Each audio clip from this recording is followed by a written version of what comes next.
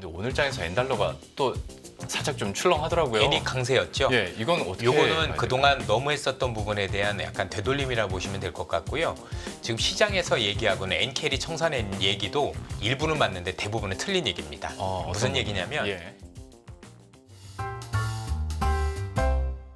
신한투자증권 영업부의 이선엽 이사 모셨습니다. 어서 오십시오. 안녕하십니까? 안녕하십니까? 예. 오랜만에 뵈서 시간을 말입니다. 조금만 거슬러서 예. 2주 전으로 예.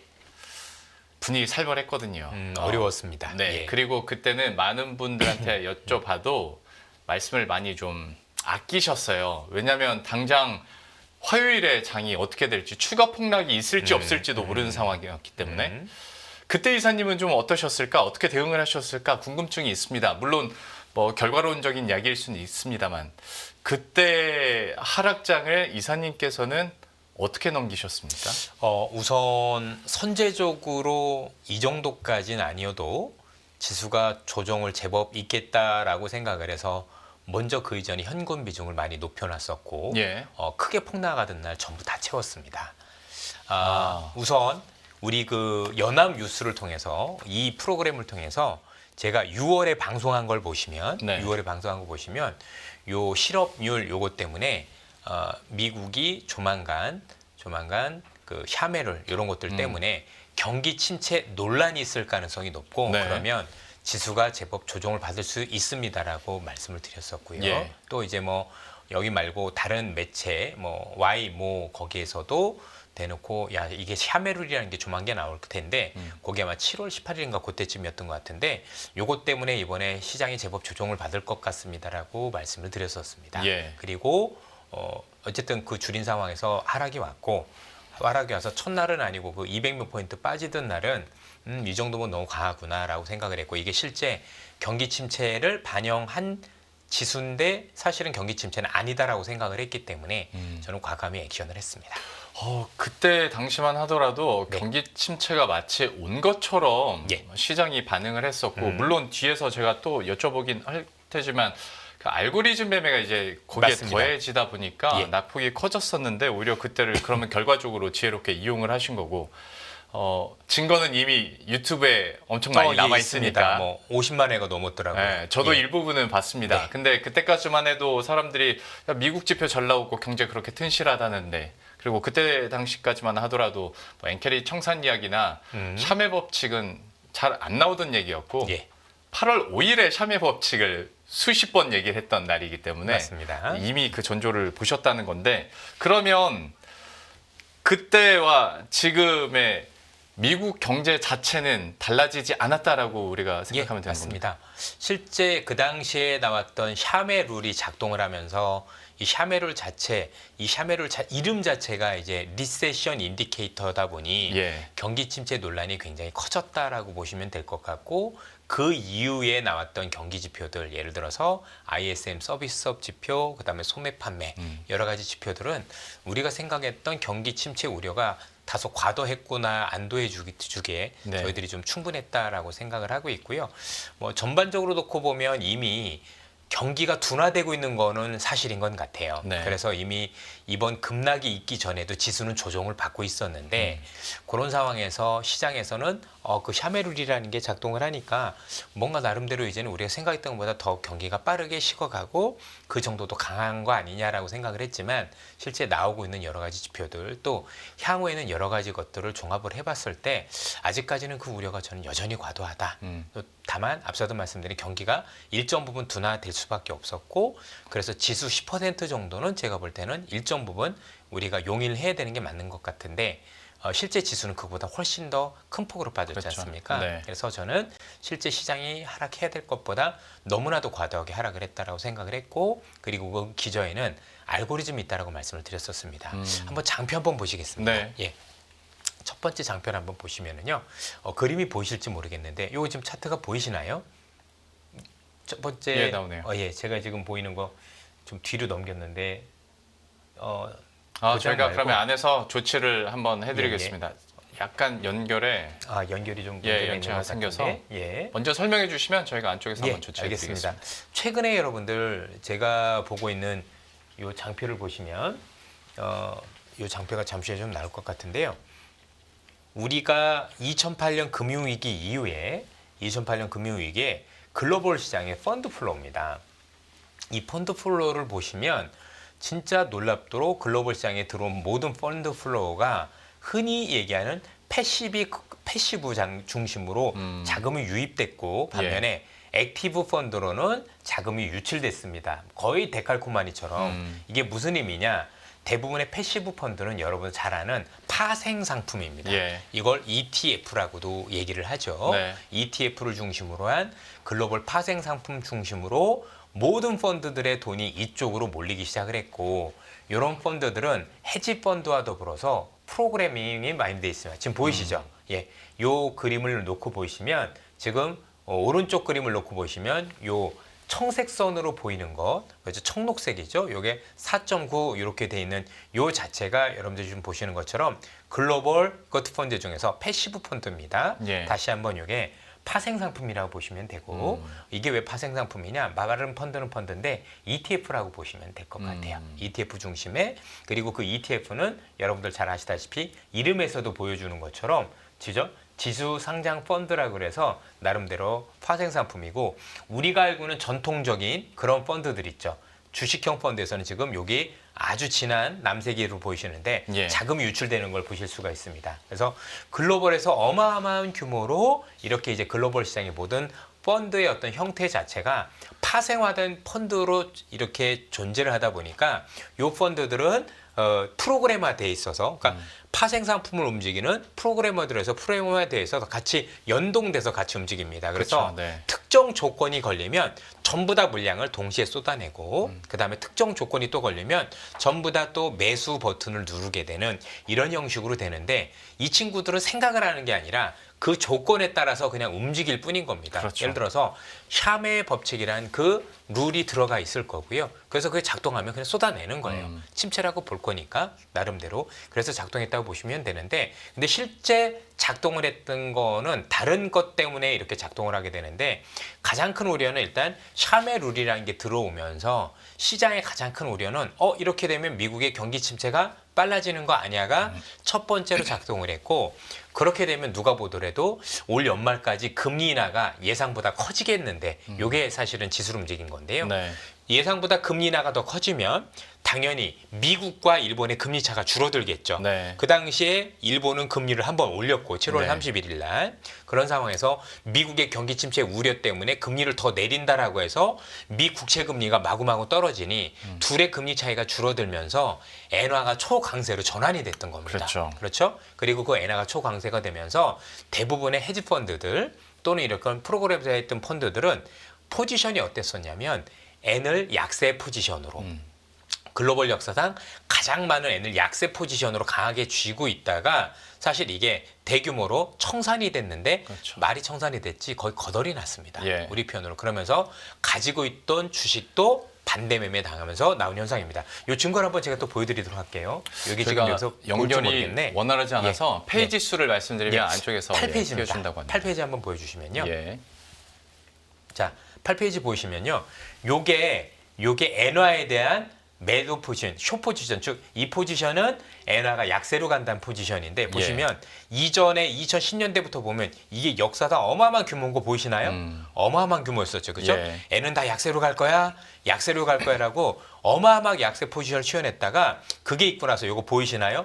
오늘부로는 이제는 N이 강세로 갈 거야 포지션으로 바뀌었습니다. 네. 즉 이 많았던 글로벌 모든 엔화 약세 포지션들이 대규모로 강제 청산당한 겁니다. 네. 그렇죠? 완전히 우리 표현으로 작살이 났다라고 보시면 될 것 같고 대부분 환율로 포지션을 구축을 할 때는 레버리지 즉 남의 돈을 빌려서 생각보다 많은 포지션을 하는데 그럼 이제 내가 포트폴리오를 구축을 해낼 때 엔화 약세 포지션에 레버리지를 엄청 해놨겠죠.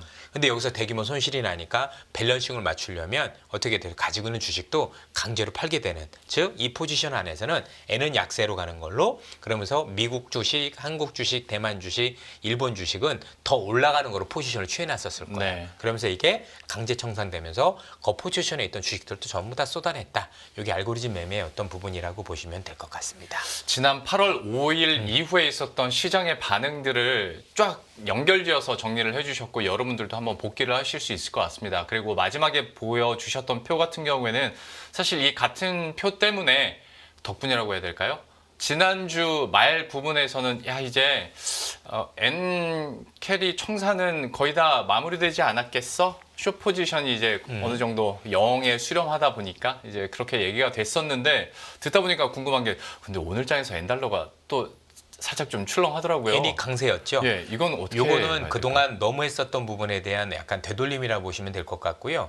지금 시장에서 얘기하고는 N캐리 청산의 얘기도 일부는 맞는데 대부분은 틀린 얘기입니다. 무슨 얘기냐면 예. N캐리는 말 그대로 똑같은 자산을 가지고 움직입니다. 네. 예컨대 일본의 금리가 쌌을 거니까 일본의 환율도 엄청 약세였고 일본의 금리도 싸니까 요걸 빌려서 더 금리도 많이 주고 환율도 강한 데로 가는 거거든요. 예. 그러면 이 엔캐리 자금은 대부분 미국 국채에 투자했다라고 보시면 됩니다. 주식에 투자한 건 그렇게 규모가 크지 않습니다. 네. 근데 많은 매체들이 지금 마치 이게 뭔가 대규모로 어마어마하게 사실상 N캐리를 통해서 그런 자금을 빌려서 주식을 대거 투자한 것처럼 잘못 얘기하고 계십니다. 여기서 보시는 이 N에 대한 숏 포지션은 사실 N 자체를 가지고 포지션을 취한 거지 N캐리로 취한 건 그렇죠. 아니다라는 네. 말씀인 거죠. 그래서 실제 일본에 있는 그 계정이 있는데 거기서 이번 사태가 끝나고 나서 실제 이 친구들이 미국에 있는 국채 포지션을 정리했나 봤더니 안 그렇습니다. 그렇다는 얘기는 우리가 생각하는 그 포지션이 움직이지 않았다는 얘기가 되는 거고 네. 실제 일부는 있었겠죠. 뭐 아예 없다 이렇게 얘기한 건 아니지만 그게 우리가 생각하는 것처럼 과정돼서 나온 정도는 아니었다라고 보시면 될 것 같고 이번 같은 경우는 N에 대해서 뭔가 더 약세로 갈 거라고 했던 투기 세력이 구축했던 이 포지션이 강제 청산당하는 일이 일어났다라고 보시면 되고 이 일은 일본 중앙은행이 사실상 어느 정도 이를 노리고 액션을 취했다라고 보셔도 될 것 같습니다. 아. 예. 자, 그러면 또 궁금했던 것 중에 하나가 물론 어떤 경제 불확실성이나 통화 정책에 대한 불확실성을 잠깐 차치하고서 최근 들어서 어쨌거나 좀 일일간의 변동성이나 급등 급락이 좀 자주 네. 나오는 건 사실이잖아요. 이것도 그러면 앞에서 설명해 주신 것처럼 패시브 성격의 자금이 늘어나고 그러다 보니까 알고리즘 매매가 늘어나면서 생기는 맞습니다. 부수적인 현상이라고 예. 보면 될까요? 실제 이 현상들이 알고리즘 매매가 더 일반화되어 있고 그다음에 이런 패시브가 더 커지면서 날이 갈수록 굉장히 심해지고 있고요.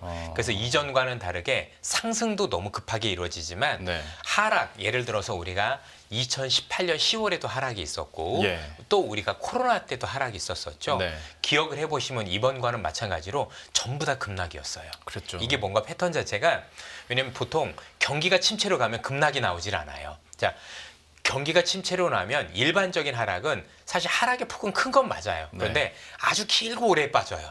그죠? 징그럽게 경기 안 좋네 하면서 빠지는데 이것처럼 뭐 하루에 쭉 빠지는 거는 실제 경기 침체를 반영한 그런 어떤 움직임은 아니에요. 통상적으로 이렇게 큰 급락이 한꺼번에 오는 경우는 무슨 금융위기가 터지거나 네. 우리가 생각지도 못한 일이 예상치 못하게 발생했을 때 나오는 그런 모습인 건데 이상한지 모르게 최근에 시장이 조정받을 때마다 이런 모습들이 일반화되고 있다는 맞습니다. 거죠. 그 일반화의 가장 큰 이유는 지금 말씀드렸던 그 패시브 자금들, 그렇죠? 그러니까 지수를 추종하는 파생 상품들 이런 것들이 프로그램하고 같이 움직이고 거기에 헤지 펀드들도 굉장히 많지 않습니까? 네. 그러면 그 과정 속에서 확실히 제가 보더라도 변동이 커지고 있고 요건 제가 볼 땐 날이 갈수록 더 커질 것 같습니다. 그러면 이사님 걱정되는 게 패시브 자금은 계속 늘어나는 추세인데 네. 그렇다면 이런 급등은 글쎄 모르겠는데 급락의 사례들은 더 있을까? 그러니까 블랙먼데이처럼 그런 급락이 앞으로 더 남아 있다고 봐야 됩니까? 어떻게 블랙 봅니까? 먼데이 같은 사례는 아닐 것 같은데 네. 나름대로 어쨌든 우리가 뭐 현재 말고도 뭐 시간이 지나서 1년이 지나고 2년이 지나고 혹시 나중에 한다라면 실제 그럴 가능성은 있죠. 다시 한번 차트 한번 또 보여드리도록 할게요. 예. 몇 페이지를 보시냐면 10페이지를 한번 보시면 좋을 것 같은데요. 예. 자, 10페이지를 보시면 이게 일본에 있는 니케이 신문에서 나온 건데 이게 이번에 지수 하락이었어요. 일본 지수. 근데 네. 여기 여러분들 보시면 회색도 있고 뭐 파란 것도 있는 건데 이게 옛날에 하나는 IT 버블 때 옅은 파란색이니까 요게 IT 버블 때고 또는 여러분들 지난 파랑이 블랙먼데이입니다. 이 블랙먼데이인데 블랙먼데이보다 더 급하게 빠졌어요. 그러게요. 이건 말이 안 돼요, 기본적으로. 결국 이게 설명이 가능한 부분은 뭐냐면 궁극적으로 이게 패시브 자금이 커지고 이게 파생하고 연관되면서 우리가 실제 겪지 말아야 될 위기를 겪고 있는 거죠. 그래서 이런 겁니다. 파생 상품이 이렇게 한꺼번에 쏟아지면 올라갈 때도 과매수가 됩니다. 네. 그러니까 원래는 10% 올라가야 될 시장이 한 15% 올라가고요. 하락은 더 큽니다. 네. 원래 10% 내릴 거면 실제 그게 더블이 내린다라고 보시면 돼요. 한 20% 정도 내린다. 그래서 우리가 지금 잘해봐야 되는 게 뭐냐면 이전처럼 지수의 낙폭만 가지고 해석을 하면 큰일 나요.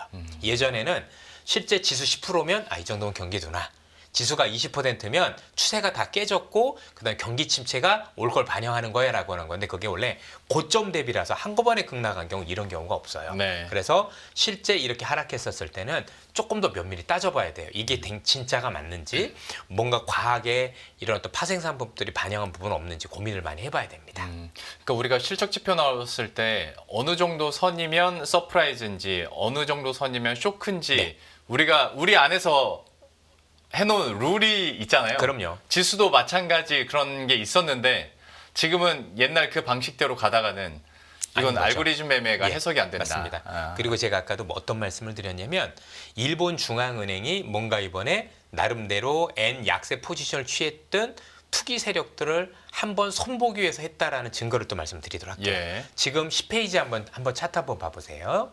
10페이지 차트 봐보시면은요. 요게 여러분들 빨간색 선이 S&P 500 지수입니다. 네. S&P 500 지수. 그다음에 요 파란 게 N달러 환율입니다. 잘 봐보세요. 자, S&P 500 지수는 급락했다가 이번에 급락전 수준으로 회복이 됐죠. 네. 근데 N달러 환율은 빠지기 전 160엔이었는데 지금 140엔대 초반에 있어요. 예. 야, 이게 똑같이 복원이 된다면 이것도 160엔까지 올라가야 되는데 안 올라가죠. 네. 결국엔 앞서도 잠시 보여드렸지만 N에 대해서 투기 세력들이 사실 과도하게 N에 대한 쇼피지션을 가져갔던 거예요. 그렇죠? 말 그대로 투기였죠. 그래서 만약에 앞으로 이 엔화에 대해서 너무 약세로 가는 투기 세력들이 더 늘어나면 일본은 되게 위험해집니다. 네. 왜냐하면 만약에 N이 더 약세로 가게 되면 그래서 현재 달러 N이 160이 아니라 170엔, 180엔까지 가게 되면 일본은 수입 물가가 엄청 올라가거든요. 네. 그러면 일본 경제가 좋지 않음에도 불구하고 그 수입 물가 상승 때문에 금리를 정말 많이 올려야 될 수밖에 없어요. 그렇게 금리를 올려대면 일본 같은 경우는 현재 일본이 가지고 있는 부채가 국가 부채가 GDP의 220%가 넘기 때문에 네. 치료해야 될 비용, 즉 걷어들인 세금의 거의 대부분을 이 이자에 쏟아 부어야 돼서 국가가 돌아가지 않는 상황이 발생을 하고 네. 이럴 수 있는 겁니다. 그래서 이번에 뭐 아시겠지만 앞에 한번 뉴스도 한번 좀 보여드리겠습니다. 9페이지 한번 보시겠습니다. 제가 지연해서 한 얘기가 아니고요. 많은 분들이 일본 중앙은행 결정에 별로 관심이 없으셨었거든요. 그런데 실제로 보시면 이거 한번 이게 7월 31일 기사인데 일본이 7월에 엔화 방어만 위해서 두 차례 시장 개발인데 이게 50조 넘게 지출했다라는 얘기가 나와요. 정말 맞습니다. 필사적으로 했는데도 불구하고 투기 세력이 오니까 니네 한번 죽어봐. 네. 내가 한번 손볼래라고 했다라고 보시면 될 것 같고요. 그 증거들이 여기서 나옵니다. 일단 밑에부터 볼게요. 일본 일부러 때렸나 이게 한국경제 기사입니다. 미국이 금리 인하를 결정할 예정일 가운데 깜짝 인상을 단행한 일본 캐리터의 대규모 청산을 노렸다는 해석도 적지 않다. 실제 이게 일본에서 나오는 공식적인 얘기입니다. 예. 그래서 너희들 내가 가만히 놔주지 않을까. 왜 이렇게 한번 하고 나니까 어때요? 엔화 약세 포지션 때 완전히 다 강제 청산정해서 완전히 그래서 거덜이 났죠. 네. 그리고 나서는 이제는 바보들처럼 이제 엔화는 강세로 갈 거야라고 돌아서져 버렸잖아요. 그렇죠? 그리고 아까 보니까 지수의 움직임은 이전에 복원이 됐는데 엔화의 움직임은 복원되지가 않죠. 예. 그렇죠? 그렇다고 보시면 되고요. 요 위에 기사 보세요. 이번에 일본이 금리 인상을 할 때 시장의 예상은 동결이었었어요. 네. 동결인데 올렸다. 그래서 거기에 대해서 해석 보세요. 이번 금리 결정에 정치적 압력이 작용한 것으로 추측된다. 그죠? 일본의 이코노미스트는 정치적 배경에 있어서 얘기를 하는데 엔화 약세에 대처하기 위해 정치권과 일본은행이 소통한 결과 보이시죠? 너무 엔화 약세니까 이거 대처하자. 그래서 실제 정치권하고 소통한 결과라고 현재 일본에선 얘기가 많이 나오고 있다라고 보시면 될 것 같습니다. 예. 실제 보시면 집권 자민당의 간사장은 강연에서 단계적인 금리 인상 검토를 포함해 금융정책 정설 방침이라고 더욱 명확히 내놓을 필요가 있다고 촉구했어요. 왜? 엔화가 너무 저렴하다. 그래서 이거 가만히 냅두면 큰일 날 것 같다라고 해서 실제 여러분들 요 전날부터 기사를 보시면 수백 개의 기사가 일본 정부가 일본 중앙은행한테 엔 약세 이대로 방치면 정말 큰일 나니까 조치를 취해 줬으면 좋겠어라는 얘기들을 정말 많이 했고 예. 그래서 이번에는 누가 보더라도 일본이 금리를 안 올릴 거야라고 예상을 했고요. 하나 더 증거를 보여드리면 그러니까 근거 없이 말씀을 드리면 안 되잖아요. 예. 그래서 하나 더 증거를 보여드리면 여러분들 요거 한번 보세요. 7페이지입니다. 7페이지 한번 자료를 보시면 실제 일본이 이번에 금리를 결정하고 나서 요거 봐보세요. 요 표에 보면 GDP를 올해 GDP 전망치를 내렸어요. 0.8에서 0.6으로. 자, 넌센스죠. 아니 예상치 못하게 금리 올렸으면 성장률이 더 좋거나 아니면 물가 지표가 더 올라간다는 가정이 있어야 되는데 그러겠죠. 금리 결정을 해놓고 성장률 전망치를 내렸어요. 그래놓고 금리도 0.15%포인트 올렸는데 더 올린다고 얘기했단 말이에요. 일본은 이게 쉽지 않은 국가예요. 왜냐하면 지난 30년 동안 금리 한두 번 잘못 올려서 큰일 난 적이 많았기 때문에 이번엔 누가 보더라도 너무 신중해야 되는데 올리지 말아야 될 시점에서 예상을 뒤엎고 올린 것도 부족해서 그것도 경제 전망을 낮춰가면서 한 번 더 올린다고 했다.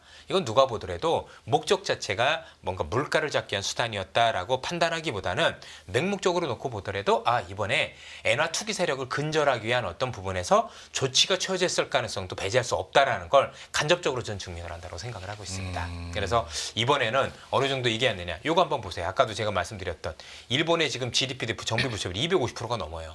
이런데 금리 잘못 올리면 그러니까 물가보다 항상 금리가 높아야 되는데 그죠? 더 성장이 높아야 되는데 성장이 낮으면 벌어들인 돈을 전부 다 이자로 써야 되는 게 일본이에요. 그죠? 네. 그러면 이번에 이걸 하면서 어떤 걸 얻었느냐? 아까도 보셨겠지만 지수는 다 올라왔는데 엔화는 강세로 변했죠. 엔화가 강세면 수입 물가가 올라갈까요? 내려갈까요? 수입 물가가 내려오죠. 내 돈의 가치가 높으니까. 현재보다 엔화 가치가 굉장히 높으니 기존보다 지수는 똑같이 올라왔는데 수입 물가는 낮아질 거고 수입 물가가 낮아지면 추가적인 금리 인상 가능성이 낮아지죠. 그러면 일본 경제 같은 경우는 안정적으로 이제 금리 정책을 펴나갈 수 있는 어떤 그런 토대를 마련하게 되는 거예요. 네. 그래서 전반적으로 놓고 보면 결과가 현재 일본이 투기 세력을 손보고 나서 뭔가 일본이 나중에 경제 정책을 취할 때 보다 현명하게 대처할 수 있는 환경을 만들었다라는 게 사실 지표라든가 모든 것들로 증명이 되고 있다라는 거죠. 앞서도 잠시 설명드렸지만 일본이 금리 올리는 게 정말 물가 때문이었다라면 지금처럼 이렇게 여기 보시면 물가 전망치도 낮췄어요 올해. 그렇죠? 그리고 성장 전망치도 낮춰놓고 그래놓고 금리 올리고 또 올린다? 이게 이해가 되세요? 안 되죠. 그죠? 말이 안 그것도 되죠. 시장에서는 더 올린다고 예상했던 것도 아니고 예상외 정책을 취했다라는 것 자체가 지금 보셨겠지만 목적 자체가 엔화 투기 세력을 잡기 위한 조치였다고 저는 말씀드립니다. 지금 지표들을 엮어서 사실 말씀해 주신 부분들은 2차 해석의 영역인데 우리가 좀 표면적으로 봤었던 현상들에 대해서 좀 심도 있게 또 설명을 해주신 거고 여기에 대해서는 여러분들도 충분히 좀 이해를 하신 후에 BOJ 정책이랄지 일본의 스탠스 그리고 여기에 따른 시장의 영향력들을 한번 받아가시면 좋을 것 같은데 시간이 많이 흘렀으니까 이제 미국 시장과 국내 시장도 한번 얘기를 해보도록 하겠습니다. 일단 미국 시장은 급락이 있었던 블랙먼데이 이후에 그래도 어느 정도 이제 회복을 한 모습이기 때문에 여기에 대해서 더 가는 쪽으로 우리가 계속 베팅을 해도 좋을지 아니면 여전히 AI 고점에 대한 우려들, 불안감들 넘어온 거 아닌가? 그 수준으로 다시 회귀한 거니까요. 고점 논란이 있었던 그때로. 맞아요. 네.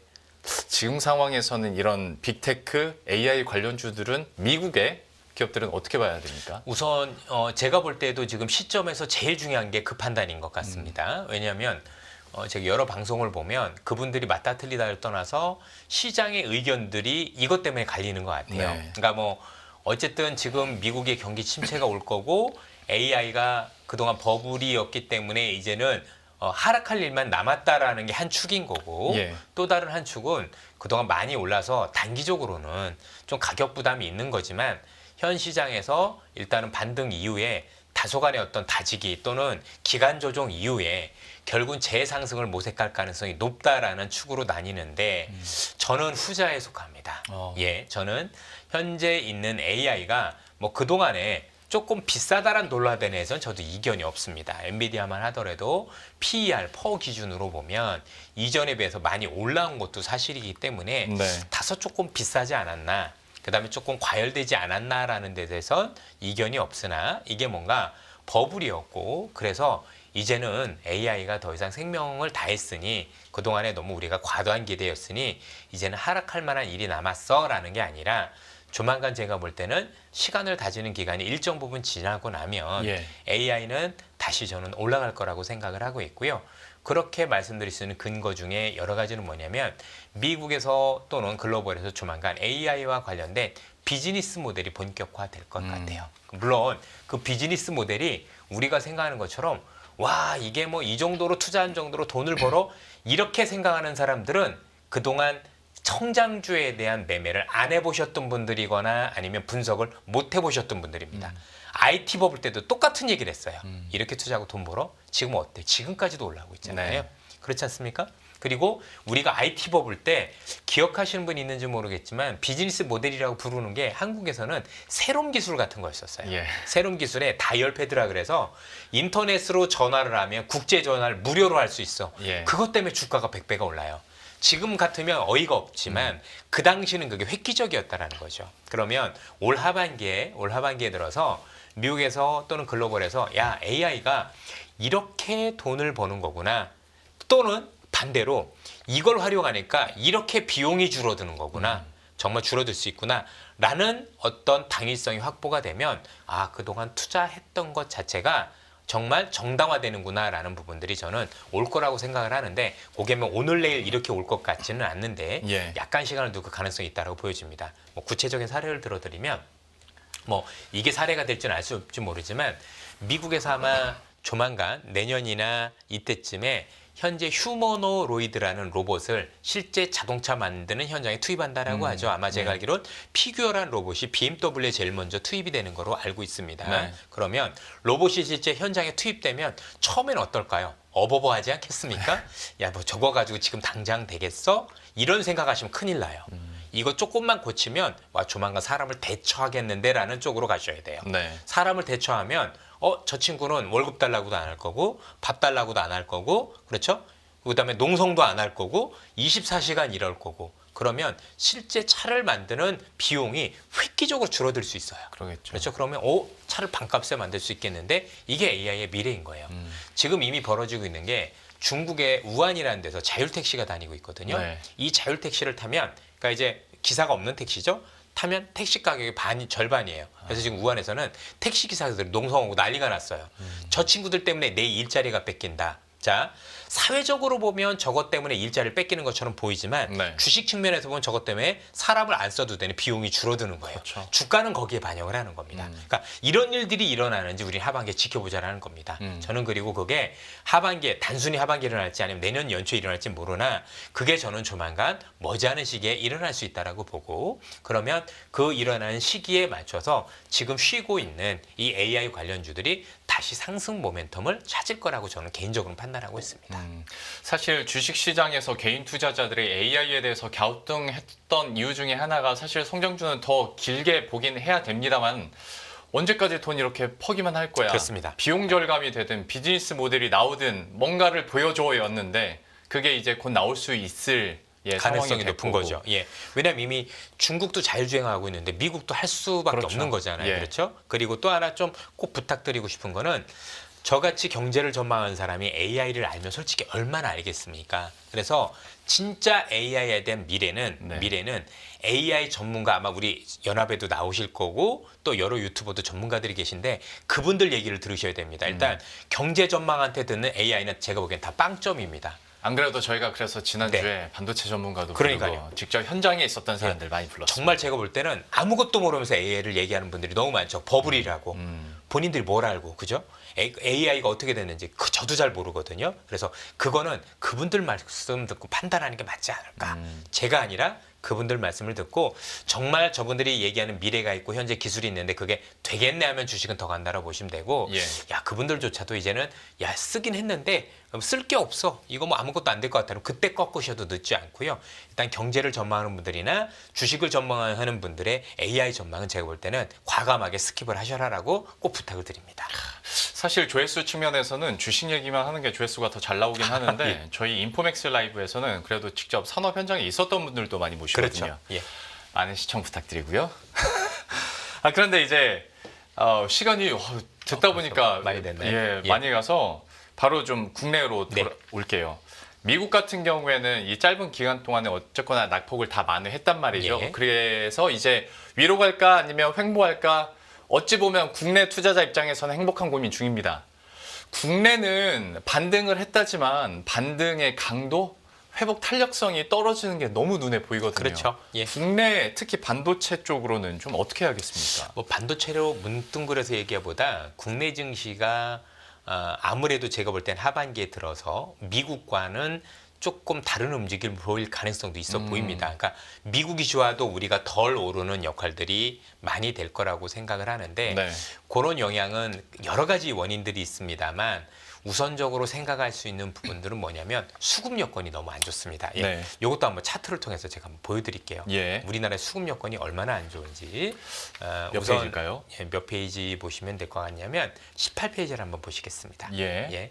18페이지 그림이 보이시나요? 자, 이게 파란색 선이 코스피 지수고 이 노란색 선, 황색 선이 외국인 누적 순매수, 그다음에 회색 선이 기관의 누적 순매수였습니다. 예. 보통 우리는 이전에는 이렇게 외국인이 팔 때 기관이 사주면서 주가가 오르기도 해서 외국인과 기관은 데칼코마니처럼 반대로 움직였었어요. 그래서 지수에 안전판이 있었습니다. 그런데 코로나 위에 보이세요? 외국인 파는데 기관 더 팔고 있는 거? 네. 그죠? 더군다나 외국이 사고 있는데 기관도 팔고 있죠. 이게 우리의 수급입니다. 우리 수급은 없습니다. 죄송합니다만. 그래서 우리 코스닥이나 아니면 코스피를 투자하는 우리 투자자분이 느낄 때 야 미국 반등하는데 우리는 왜 이렇게 덜 올라? 아니면 미국이 빠지는데 우리는 왜 더해?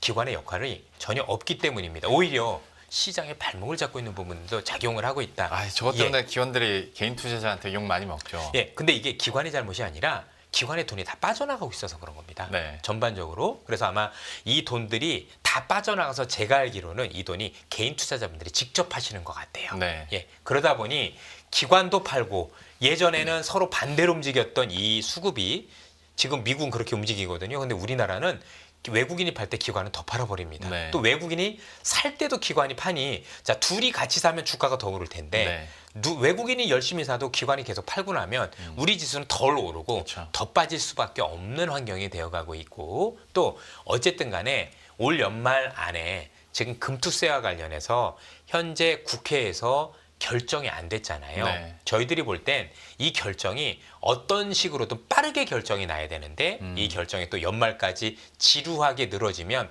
그거에 따른 부정적인 영향도 감안할 필요가 있다라고 보여집니다.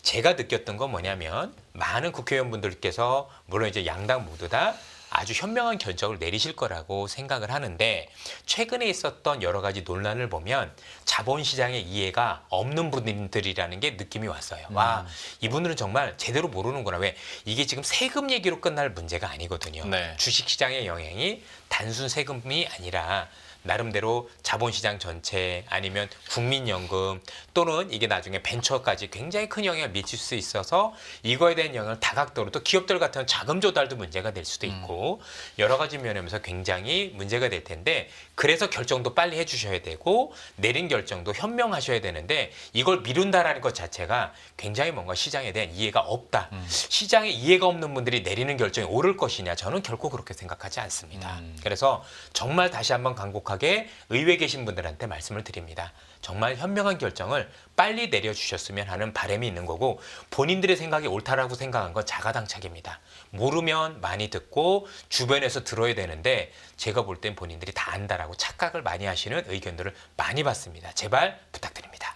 이게 참 금투세라는 게 사실 경제적인 관점에서 접근을 더 해야 되는데 지금 어쩌다 보니까 정치적인 그렇죠. 쟁점으로서 이게 세금 문제로 끝날 이슈가 아니에요. 근데 돼버리다 논의하는 거 보니까. 보면 세금 전문가들 말 불러 모았어요. 그것 자체가 자본시장에 대한 이해가 없는 거예요. 이게 됐었을 때 세금도 중요하지만 자본시장에 대한 미치는 영향, 국민연금에 대한 미치는 영향, 또 벤처한테 미치는 영향 다각도로 펼쳐보고 나서 이걸 어떻게 할 것인가, 또 세금 먹인다고 하더라도 어떤 방식으로 할 것인가에 대한 고민이 있어야 되는데 너무 부자냐 아니냐, 감세냐 아니냐 여기에만 논란이 돼 있어서 제가 볼 때는 너무 지엽적인, 그러니까 배가 침몰하고 있는 거 보지 못하시고 배의 방향이 잘못 가고 있다는 엉뚱한 것만 보고 계신 거예요. 그러니까 저희들 입장에 답답할 수밖에 없어요. 그래서 조금 논의의 폭을 좀 크게 해주셨으면 좋겠다라는 부탁 말씀을 꼭 드립니다. 사실 이사님도 증권사에 계시고 저도 이제 운용사 소속이다 보니까 금투세가 비단 세금의 문제가 아니라는 걸 너무 체감을 하는데 그럼요. 이제 그런 뭐 논의는 잘 안 되다 보니까 거기에 아쉽죠. 대한 예. 아쉬움을 또 그렇게 토로를 하고 해주신 나서 거고. 더 현명한 결정하시면 저희들은 따라야죠. 그러게요. 네. 예. 그런데 그런 논의는 빠져 있다라는 건 분명히 배가 침몰되는 잘못된 방향도 잘못되고 있고 배도 침몰하고 있고 전 그렇게 보여집니다. 그리고 정책 결정의 타이밍이라는 것도 있기 때문에 그럼요. 실기하지 않도록 좀 여기에 대한 당부 얘기까지 그럼요. 들어봤고요. 예. 못 하신 말씀이 있는 것 이게 같습니다. 그럼요. 예. 개인 투자자분들 만약에 그거 늦어지는 것 때문에 흔들려서 주식 손실 나면 그거 누가 보상을 해줄 겁니까? 본인들이 돈 몇십만 원 준다고 난리를 치면서 몇백만 원, 몇천만 원 손실 나는 거에 대해서는 아무런 생각도 없나 봅니다. 그렇지 않습니까? 예, 예. 그런 고민들도 해주셔야죠. 참 개인 투자자들이 고민하는 부분까지 또 대변을 해주셨으니까. 그런데 다만 또 항상 얘기하는 거지만 금투세 얘기하기로 치면 이거는 진짜 한두 시간 그럼요. 서로 깊게 토론을 논의가 해야 돼야 되는, 됩니다. 예, 예. 해야 되는 부분이고 그렇게 해야 맞게 나오는 그럼요, 거니까요. 맞습니다. 예, 예. 이거는 잠시 접어두고 시장 얘기 한두 가지만 더 여쭤보고 말씀하시죠. 마무리를 지어야 될 것 같은데 수급 여건이 지금 안 좋다고 말씀을 하셨잖아요. 그러면 외국인들의 순매수세가 여기서 더 적극적으로 좋아질 것 같진 않은데 그렇다면 제가 앞에서 여쭤봤던 것처럼 결국에는 우리나라 지수로서의 삼성전자, SK하이닉스 그리고 이외의 수출주들의 향방은 좀 어떻게 될 것인가에 대한 걱정거리들이 사실 있습니다. 외국인들의 수급에 영향을 많이 받으니까요. 예. 좀 이들 섹터나 종목군들에 대해서는 그러면 좀 어떤 투자 의견 갖고 계십니까? 외국인들이 지난해도 그랬고 올해도 그렇고 그 매매하는 모습을 보면은요. 되는 기업은 그래도 산다예요. 최근에 오늘 같은 경우는 외국인이 좀 팔긴 했지만 지난주 금요일은 1조 2천억을 샀거든요. 네. 여러분들 경기 침체가 오는데 지수 반등 1조 2천억 산 외국인은 없어요. 제가 수많은 경기 침체를 겪어봤어도 경기 침체 올 때는 반등시마다 주식을 더 줄입니다. 그런데 외국인들이 꾸준히 사 들여와서 뭐 판 것만큼은 안 샀지만 꽤 샀다라는 데 의미가 있다고 보여지고 지금부터는 전체 순매수 여부를 떠나서 지금 보니까 그래도 되는 업종에 대해서는 순매수를 그리고 조금 뭐 비중을 줄여야 되겠다라는 기업 관련해서는 조금 모습을 줄이는 것 같아서 뭐 특정 종목, 업종 이런 거보다 이젠 지수의 문제보다도 내가 어떤 기업을 사야 되는지 방향을 정해주는 것 같아요. 그래서 뭐 지금 저희들이 특정 업종 말씀드리기 그렇고 요번에 폭락 이후에 올라올 때 외국인 순매수했었을 때 예. 어떤 종목을 샀는지 데이터로 여러분들 개인적으로도 다 HTS에서도 찾아보실 수 있습니다. 그럼요. 기관 설정에서 그럼요. 다 나오죠. 다 나옵니다. 전부 다. 그래서 그런 종목 중심으로면 제가 볼 때 보시면 될 것 같아요. 왜냐하면 올해 내내 우리 시장에서의 단점이 뭐였냐면 특정 업종 중심으로만 내달렸거든요. 네. 그런데 이런 흐름이 바뀔 것 같지가 않아요. 그러니까 한국 시장은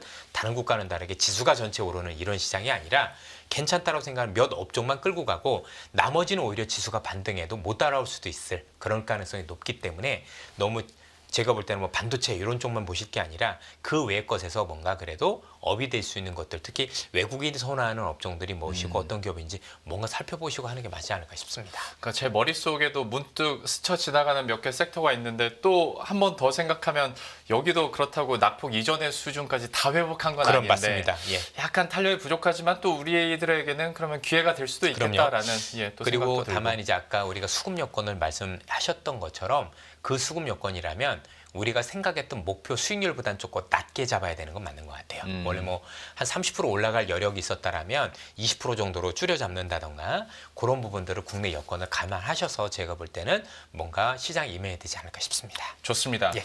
거시경제에 대한 해석들 이렇게 들어봤고요. 전반적인 사안들도 너무 명쾌하게 설명을 해주셨는데 약간 이 앞의 결과는 조금 다를 수는 있겠습니다만 마지막 질문으로는 어쨌거나 이번 주 후반에 잭슨홀 미팅이 있고 다음 주에 이제 엔비디아 실적 발표가 있지 않습니까? 그러면 그 사이에 우리가 어떤 스탠스로 어떻게 투자 전략을 세워갈까에 대해서도 한마디 좀 조언 부탁드리겠습니다. 사실 잭슨홀 미팅의 이번에 주제 자체가 인플레이션을 잡는데 통화 정책의 영향력이 많이 떨어졌다라는 게 주제가 되더라고요.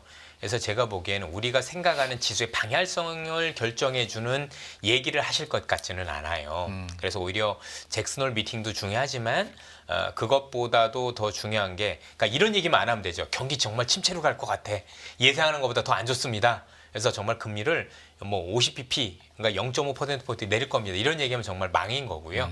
그런 얘기만 아니면 될 거다라고 보시면 될 것 같고 그러진 예. 않으실 것 같고. 아니, 설마 그러겠습니다. 왜냐면 이제 오늘 메리 데일리라는 샌프란시스코 연은 총재께서도 금리를 점진적으로 내리는 게 맞다라고 네. 얘기를 하시는 거 보면 저는 그렇지 않을 거라고 보고 그래서 그 영향보다는 오히려 엔비디아가 어떻게 가이던스를 주느냐는 참 중요하다고 생각을 해요. 그죠? 근데 중요한 건 최근에 이제 엔비디아가 블랙웰이라는 차세대 칩 네. 요게 이제 약간 기술적인 문제로 조금 밀릴 수 있다라는 건데 수요가 없다라는 게 아니잖아요. 네, 그렇죠? 그렇죠. 야, 그동안 우리가 정말 많이 팔았는데 옛날만 못해. 이러면 문제가 되는 건데 그게 아니라 잠깐 기술적 문제로 이연이 되지만 여전히 너무 수요도 강력하고 오히려 더 많이 들어와서 그러면 시장을 달리 볼 필요도 있다고 생각을 합니다.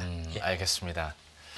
큰 틀에서의 맥락과 우리들의 스탠스를 또 명쾌하게 짚어주셨으니까 여러분들도 다시 한번 이거는 어찌 보면 투자 심리적인 리셋도 되지 않을까 싶습니다. 한번 정리를 하시면서 전략 짜가신다면 좀 이런 매일매일의 뉴스에서도 좀 덜 흔들리면서 기조를 잡아갈 수 있지 않을까 싶고요.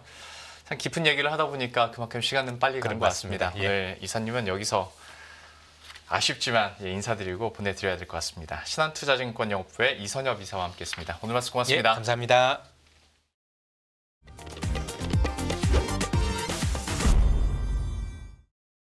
안녕하세요. 이승입니다. 더 많은 영상을 보고 싶으신 분들은 화면 오른쪽에 있는 구독 버튼을 눌러주시기 바랍니다. 그리고 영상을 보시면서 좋아요는 필수인 거 아시죠? 항상 인포맥스 라이브를 사랑해주셔서 감사합니다.